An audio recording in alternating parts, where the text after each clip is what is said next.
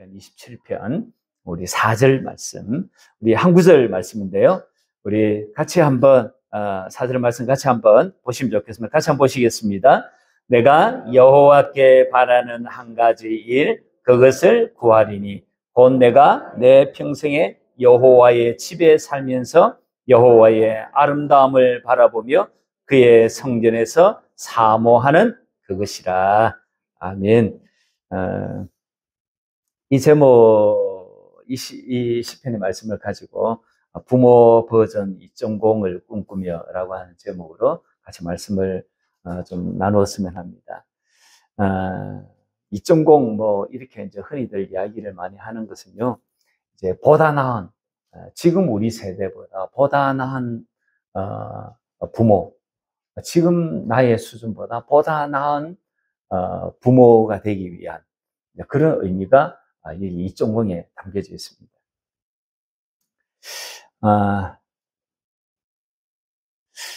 여러분, 여러분 어떤 자식이세요? 세 종류의 자식이 있다고 그래요. 좋은 자식이 있고요. 그냥 그렇고 그런 자식이 있대요. 그리고 어떤 자식은요, 지 애비 같은 자식이 있대요. 이 남편이 이 아내를 속을 썩여가지고 이 아내가 최악의 자식이 있다면 지 애비 같은 자식이 가장 최악의 자식이라고 그렇게 우스갯소리로 그렇게 이야기를 한다고 합니다. 뭐 우리 가운데는 그런 분 한 분도 안 계시지만, 여러분은 또 어떤 부모이세요? 좋은 부모 있다고 그래요. 좋지 않은 부모, 안 좋은 부모도 있다고 합니다. 근데 이런 부모도 있대요. 갱 부모도 있답니다. 갱 부모. 우리가 인생을 살면서 가장 미안한 사람 세 사람이 있다고 합니다. 첫 번째는 부모라고 합니다. 부모가 참 미안해요. 생각해보면. 그래서 지금 아마 여기 앉은 대부분의 부모님들은 아마 벌써 이제 고인이 다 됐을 법한 부모님들이 이쪽 저쪽에 많으리라고 생각합니다. 생각하면 부모님한테 참 미안한 거예요. 그래서 아직까지 내게 부모가 살아있다고 한다면 부모에게 지금 살아계실 때 이렇게 여러분의 덜 미안함을 가질 수 있도록 그래서 부모 잘 섬길 수 있으면 좋겠다 싶습니다. 또 한 부류의 사람이 있는데 참 미안한 이 사람, 배우자라고 그래요. 이 배우자는요, 내가 잘해주려고 해도 내 배우자는 별로 호의지가 않다는데 이게 문제가 있는 거예요. 내가 참 잘해주려고 하는데, 참 내가 잘해주려고 다가가는데 내 남편이, 내 아내가 호의적이지 않다. 이게 배우자라고 합니다. 그 배우자에게 미안하다. 또 한 부류가 있는데 그건 자식이라고 합니다. 그래도 수고의 빛이 가장 많이 나는 게 이 자식이라고 해요. 부모는 돌아가시고 안 계시고. 그래서 그런지 이 자식에게 신경들을 참 많이들 쓰는 게 저희들이지 않나 싶습니다. 자식이 성장하는 데까지는 맨 처음에는 부모가 보육자로서 다가갈 거예요. 그리고는 이 보육이 지나면 이제 이 아이를 양육하는 양육자로 이 아이에게 다가갈 거예요. 이 아이가 양육을 다 하고 나면 그 다음에는 이제 훈육자로 이 아이에게도 우리가 다가가지 않습니까? 그리고는 그 다음에는 격려자로 다가가고 그 다음에는 이 아이가 조금 이제 큰 거예요. 사춘기 시절을 막 지나면서는 이제 상담자가 되어주지 않습니까? 그 이후로 이 아이가 이제 21살이 지나고 성인이 되는 거예요. 그 성인이 됐을 때는 이제는 동반자로 같은 사회생활을 같이 해나가는 동반자로 이 아이를 여기면서 그렇게 우리가 신경을 많이 쓰지 않습니까? 그럼에도 불구하고 이 아이의 미래에 대해서 우리가 관심을 가져주고 또 이 아이의 배우자가 어떤 배우자가 될 건지에 대해서 우리는 많은 관심을 쏟는 게 부모인 저희들인 것 같아요. 그러다가 어느 날부터는 그런 생각이 드는 거예요. 내가 이 자녀에게 뭘 물려줘야 하지? 그런 생각이 드는 거예요. 금수저, 은수저, 뭐 사람들은 부모의 소득 수준에 따라 가지고 수저 계급론이 팽배해져 있는 그런 세태입니다. 물려줄 것이 없으니까 아예 부모는 아이를 낳지 않으려고 한 세대입니다. 그리고 물려줄 재산이 없는 부모는 스스로를 아주 죄스럽게 생각하는 그런 세태가 지금 우리가 살아가는 이 세태입니다. 그러다 어떤 이는 그런 생각을 하죠. 부모가 자녀에게 물려줄 수 있는 유산이라고 하는 게 꼭 이렇게 물질적인 것이어야 하나? 거기엔, 거기에 그렇게 뭐 한정지을 필요가 뭐 있냐. 또 한정지어서도 되지 않지 않냐. 그런 생각이 들기도 하죠. 그래서 도스토옙스키가 말을 했던 것을 떠올리는 부부도 있습니다. 도스토옙스키가 이런 말을 했습니다. 어린 시절의 아름다운 추억만큼 귀하고 강력한 것은 없다. 좋은 추억을 가진 아이는 삶이 끝나는 날까지 안전하다. 이 도스토옙스키가 말을 한 거예요. 그래서 실제로 많은 부모들은요, 이 자녀에게 좋은 추억을 남겨주기 위해서, 좋은 추억을 물려주기 위해서 꽤나 많이 신경을 씁니다. 그것을 어떤 사람은 이 정서적 유산이다, 그렇게 표현을 하기도 했더라고요. 가족치료 전문가인 이남옥이라고 하는 교수가 있습니다. 이 이남옥이라고 하는 교수가 이런 책을 썼습니다. 아이에게 주는 감정 유산. 이런 책이 있습니다. 이런 책이 보니까 이남옥 교수가 그런 말을 합니다. 부모가 아이에게 줄 수 있는 가장 강력한 자산이자 소중한 가치가 감정 유산이라고 강조를 합니다. 삶의 모든 것이 불확실의 연속입니다. 그래서 살아가는 것은 계속 용기가 필요한 일이지요. 그렇게 새로운 시도를 계속해야 할 때 괜찮아, 너 잘하고 있어, 이런 말이 내면에서 들린다면 힘들거나 위기의 순간에 앞으로 나아갈 힘이 생긴다라고 이 이남옥 교수는 그의 책에서 이야기를 합니다. 어려서부터 부모에게서 들었던 긍정적인 말들, 그러한 또 경험들이 결국 한 사람이 평생 살아갈 동안 앞으로 나아갈 수 있는 힘이 되는 유산이라고 이남옥 교수는 이야기를 합니다. 그러면서 이 교수는 자신의 감정 유산, 이 추억 유산에 대해서 이렇게 이 책에서 그렇게 몇 가지를 이야기를 합니다.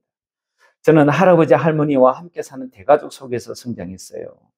할아버지는 제가 길을 걷다가 넘어져도 운동신경이 좋아서 안 아프게 잘 넘어졌구나, 그렇게 할아버지가 이야기를 해줬답니다.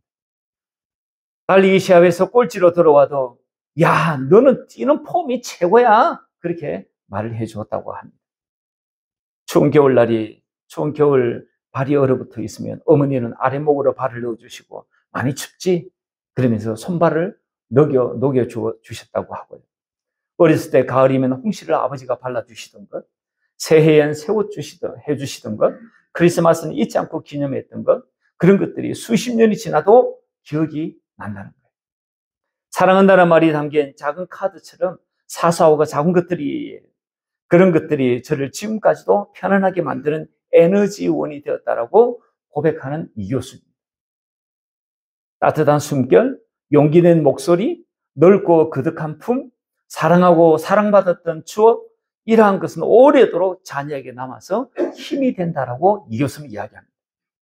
삶이 굽이칠 때마다 가파른 절벽에서건 길 잃은 사막에서건 우리 자녀들을 지켜주는 힘이 될 거라고 하는 것이 이남옥 교수의 주장입니다. 이런 내용들을 아이에게 주는 감정유산이라고 하는 책에서 적고 있더라고요. 아름다운 추억의 유산 많이들 남겨주고 있는 것 같습니다. 제가 아는 우리 교회 3040 세대들은 보니까 이러한 것을 아주 잘하고 있는 것 같습니다. 저는 나름대로 이렇게 자녀 양육을 제가 가정사역에 대해서 꿈을 갖고 있었기 때문에 제가 가정 상담 사역 공부를 제가 이렇게 해드렸습니다. 그래서 이제 저도 이제 조금 아는데 뭐 안다라고 하기엔 또 너무 좀 건방스러운 거. 그런데 우리 교회의 3040 이들을 제가 이렇게 보면 제가 오히려 배울 것이 많다, 그런 생각이 듭니다. 제가 참 잘하고 있다고 생각이 들더라고요. 그러면서 이게 제가 자녀를 이렇게 지금 한 거진 뭐 30년 정도, 27년, 28년 이렇게 양육을 해오면서 이게 참 자녀들에게 줄 수 있는 좋은 꿀팁이겠다 생각하는 것을 제가 몇 가지 이렇게 추천하고자 합니다. 자녀에게 정서적 꿀팁 하나가 있습니다. 그 첫 번째는요, 이 소풍가나 도시락에 사랑의 메시지를 넣어줍니다. 그래서 넌 엄마의 소중한 아들이야, 이러면서 이런 작은 메시지 스티커를 이렇게 붙여서 넣어주는 거예요. 요즘 뭐 도시락 살 일이 잘 없죠. 그러니 뭐 소풍 가는 날. 그런 날은 도시락을 사는 경우들이 있더라고요. 그럴 때 이렇게 넣어주면 어떨까? 나의 딸이 되어줘서 너무 고마워. 이런 말은 아마 적잖이 감동을 줄 거라고 생각이 듭니다. 너는 우리 가족의 분위기 메이커야. 이런 말도 참 좋을 것 같습니다. 근데 또 하나의 꿀팁이 있습니다. 그것은요, 자녀와 1대1 데이트를 하는 것입니다. 자녀와 1대1로 데이트. 저는 2녀 1남을 두고 있습니다. 그러다 보니까 이제 다대일로 아이들을 만나는 경우들이 대부분입니다. 그러면서 제가 이제 시간을 이 아이들하고 내면서 이 아이들하고 1대1로 좀 데이트를 하는 시간을 가져야겠다. 그런 생각이 들었습니다. 그래서 제가 어느 날은 우리 아들이 이렇게 한 중학생이 돼요. 그때 이 아이와 하루 종일 일일 데이트를 했던 적이 있습니다. 아침부터 밤까지 저녁을 먹고 난 그 다음 시간까지 1대1로 쭉 데이트를 하면서 아이와 제가 태어났던 고향을 가기도 하고 그리고 제가 살아왔던 과정도 이렇게 이야기도 해주고 그리고 차를 장시간 같이 타고 다니면서 내가 좋아하는 음악도 들려주고 그리고 아이가 또 좋아하는 음악도 같이 들어보기도 하고 아이가 들려주는 음악 제가 참 소화하기 힘들죠. 그러나 제가 좋아하는 음악을 들려준들 이 아이가 소화하기 쉽겠나 그런 생각이 들더라고요. 그러나 그런 시간들을 장시간 가지고 이런저런 말을 서로 주고받으면서 이 아이가 평생 지금까지 살면서 경험해보지 못할 아주 괜찮은 그런 식당을 가기도 하고 그리고 아주 괜찮은 커피숍을 가기도 하고 거기서 유명인사도 보여주기도 하고 그리고 이 아이와 그 속에서 서로 대화를 이것저것 해왔던 것입니다.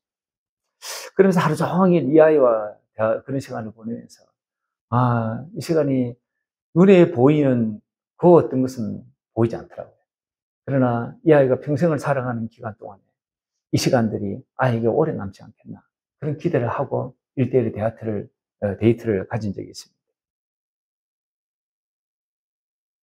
자녀들이 힘들어할 때가 있습니다.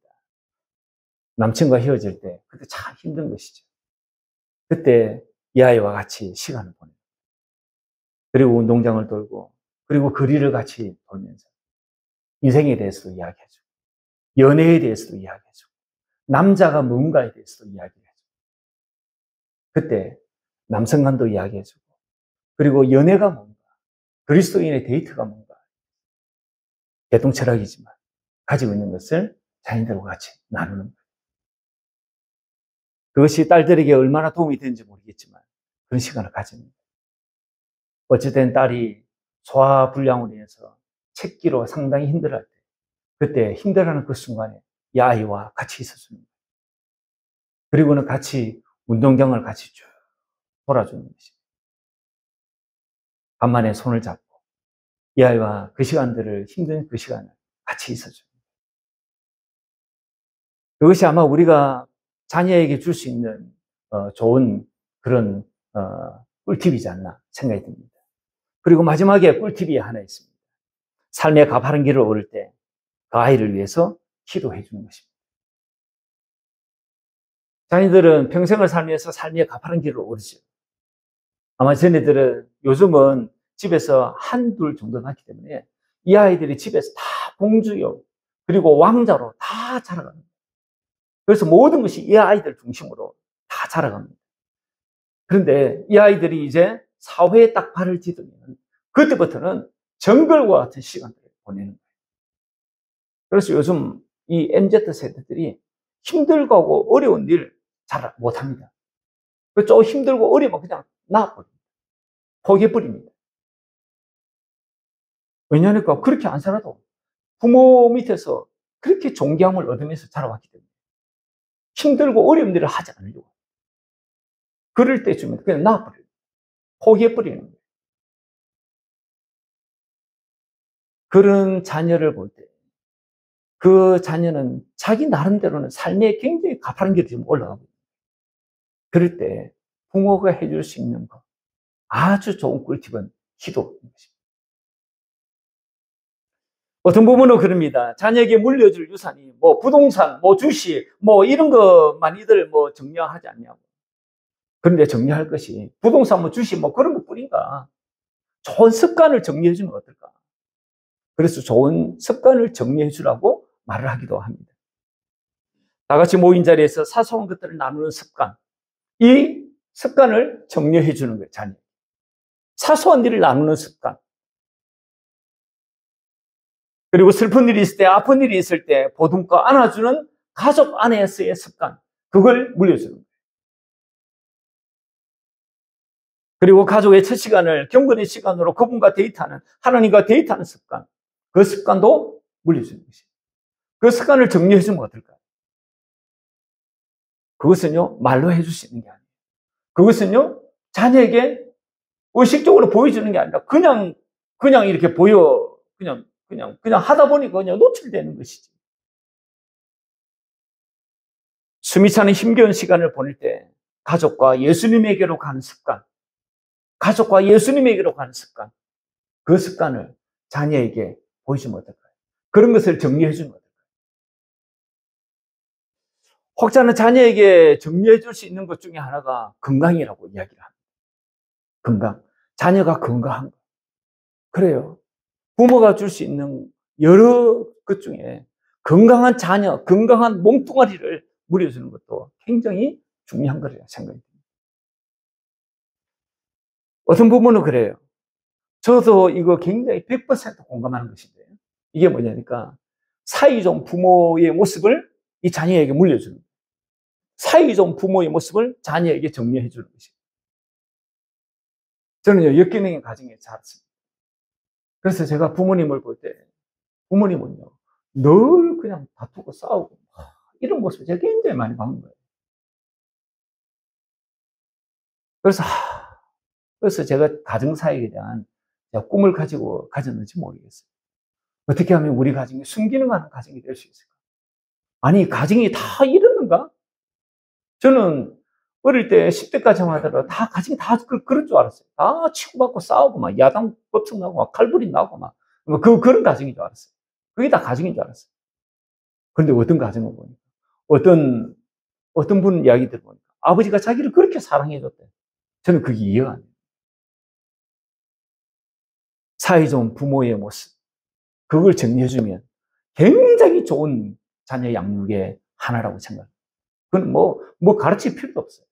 그냥 사이좋은 부모, 그 모습을, 사랑하는 부부의 그 모습을 그냥 자녀에게 보여주는 거예요. 이호선이라고 하는 교수, 숭실대 사이버대 교수입니다. 방송활동 많이 하시는 분이죠. 이 이호선 교수가 이런 말을 합니다. 내 자녀가 위기의 순간을 맞았을 때 누군가를 찾을 수 있는 신을 소개해줘라. 이런 근면을 하더라고요. 제가 인상이 깊었습니다.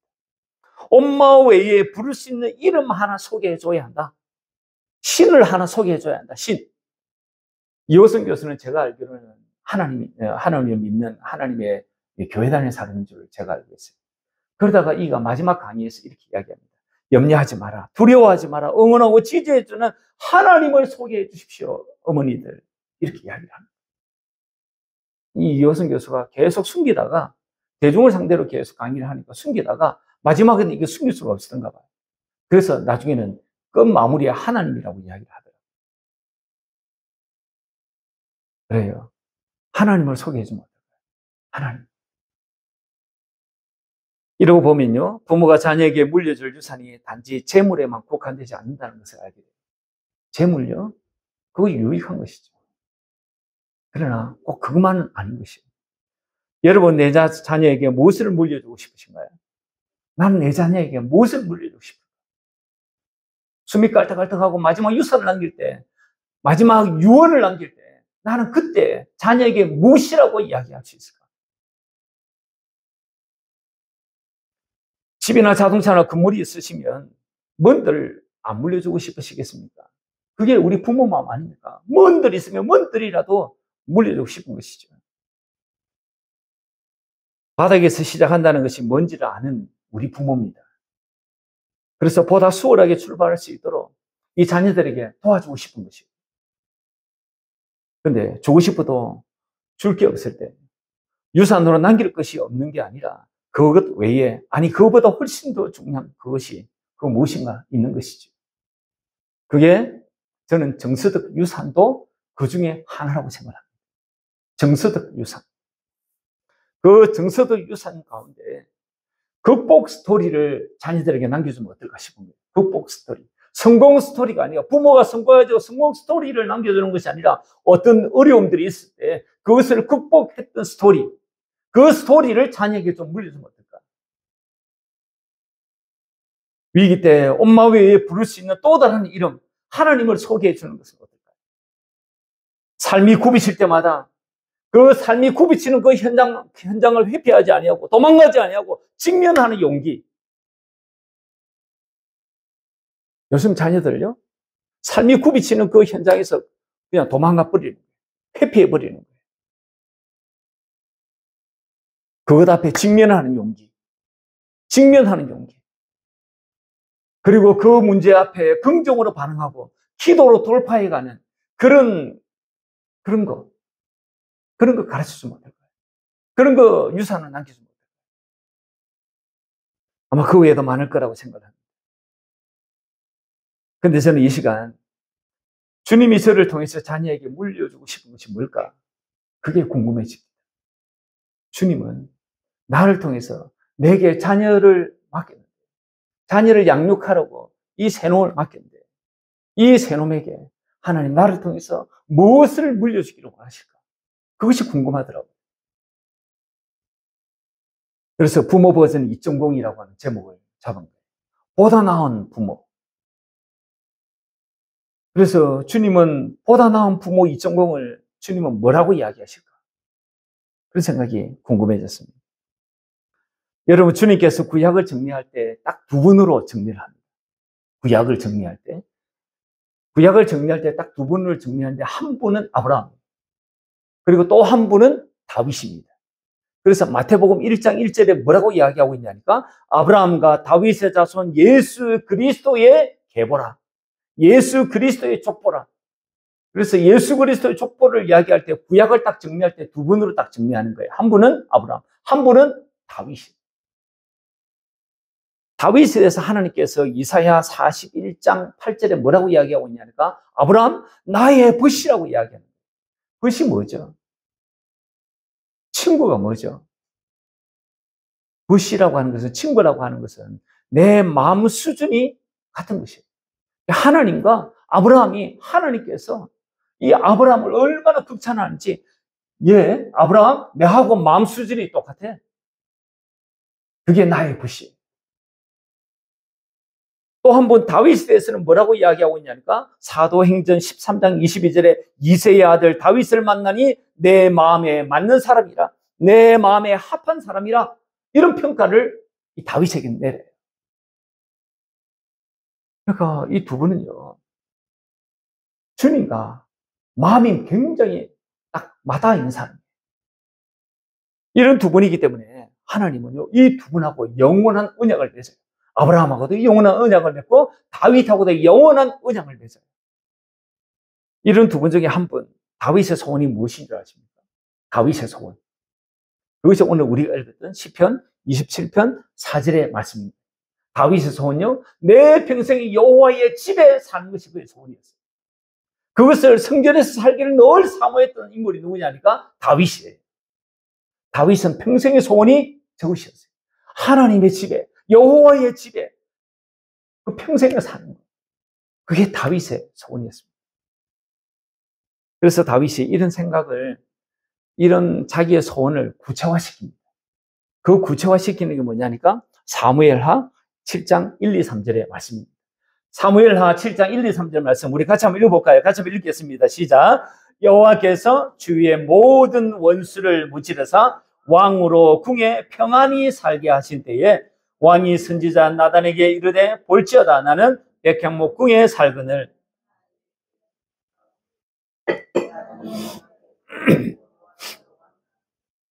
마음에 있는 모든 것을 행하소서 하니라. 평생을 전장을 누볐던 그런 인물이 다윗 아닙니까? 그 다윗이 어느 시절을 이제 평정을 하고 평안을 얻은 거예요. 그때 그가 자기가 늘 소원해왔던 것을 구체화시킵니다. 실행합니다. 그게 뭐냐니까 성전을 짓는 거예요. 성전을 짓는 거예요. 그래서 여호와의 집을 짓기를, 성전을 짓기를 갈망을 합니다. 그 뒤를 보면요, 하나님께서 이것을 얼마나 기뻐하셨는지 나단 선지자를 통해서 크게 두 가지를 약속을 하십니다. 다윗이 성전 짓기를 갈망했을 때 하나님께서 이것을 얼마나 기뻐하시는데 두 가지를 딱 약속을 합니다. 그게 사무엘하 7장 8절부터 해가지고 8절, 9절, 10절 쭉 나와 16절까지의 내용인데요. 그 16절까지의 내용을 딱 두 가지로 축약을 하자면 딱 두 가지입니다. 하나는 8절, 9절에 나와 있는 말씀인데 이스라엘의 주권자요 이름을 위대하게 만들어주시겠다. 그걸 하나님 약속해요. 야, 다윗 너가 나를 위해서 그런 갸륵한 마음을 품었다고? 그러면 내가 너를 통치자로 삼고 그리고 너의 이름을 영원히 유명하게 해주겠다고 약속을 하십니다. 그리고 또 하나를 약속하시기를 12절부터 해가 쭉 16절까지 그 내용을 한마디로 딱 요약하자면 내 몸에서 날 내 씨를 내 뒤에 세워가지고 그의 나라, 그의 너의 왕위를 견고하게 하겠다라고 이런 말씀하십니다. 다윗 너의 씨를 통해서 너의 후손을 통해서 가까이는요 솔로몬을 이야기를 해요. 그런데 그걸 이야기하기보다 더 궁극적으로 다윗의 씨로 오실 예수 그리스도 그분을 이야기하는 거예요.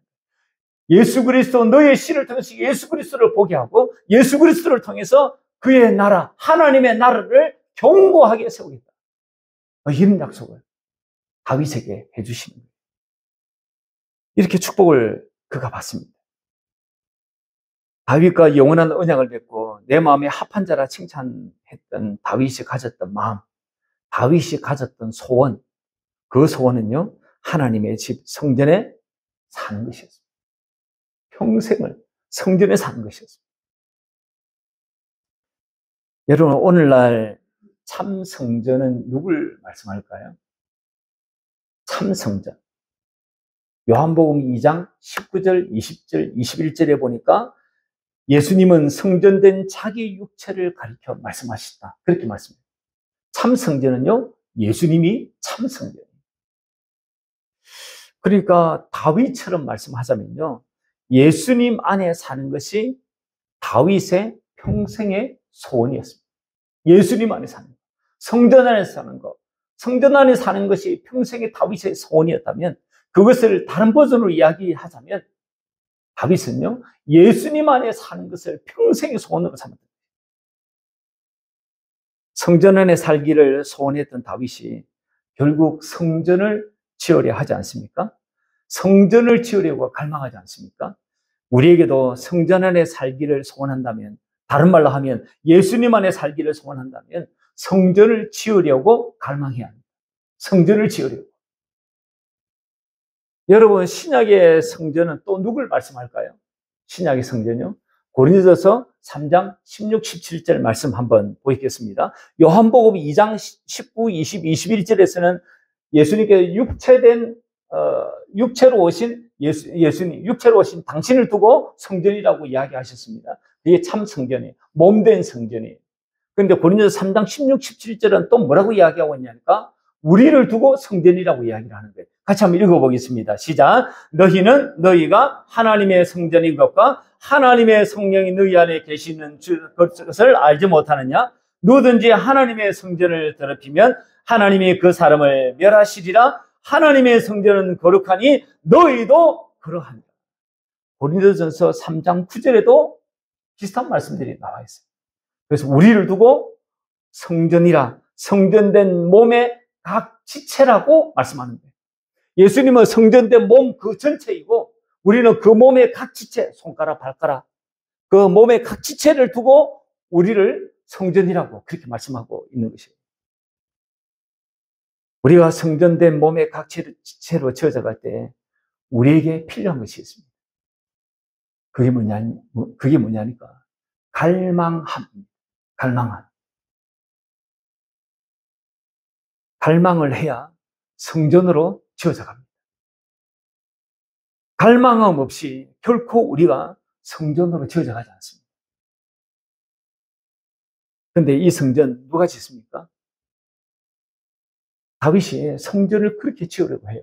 그런데 다윗이 성전을 짓지 못합니다. 누가 짓냐니까? 솔로몬이 짓습니다. 다윗의 씨가 짓습니다. 결국 참 성전 누가 짓냐니까? 다윗의 씨로 오신 후손 예수 그리스도, 그분이 성전을 짓는 것이에요. 성전은요, 자기가 짓지 못해요. 그래서 다윗이 성전을 짓고 싶었지만 자기가 못 짓는 거예요. 성전은 자기가 짓는 게 아니에요. 성전은요, 주님이 지어 주셔야 합니다. 우리는요, 갈망하는 우리에게 주께서 성령을 통해서 당신을 가르쳐 주세요. 그리고 성령을 통해서 당신을 보여주세요. 성경 안에서. 성경 안에서 주님 당신을 보여주세요. 그렇게 해가지고 주님을 우리가 자꾸 알게 됩니다. 성경 안에서 말이죠. 주님을 자꾸 알면 알수록 어떻게 되냐니까요? 성전으로 지어져 갑니다. 성전으로. 그래서 성전으로 지어져 가기 위해서는 갈망함이 있어야 되고요. 갈망함이 있는 사람은요, 주님을 성경 안에서 보고 성경 안에서 알기를 자꾸 애써야 합니다. 그래서 주님을 알기를 갈망하셔야지 성전으로 자기가 지어져 갑니다.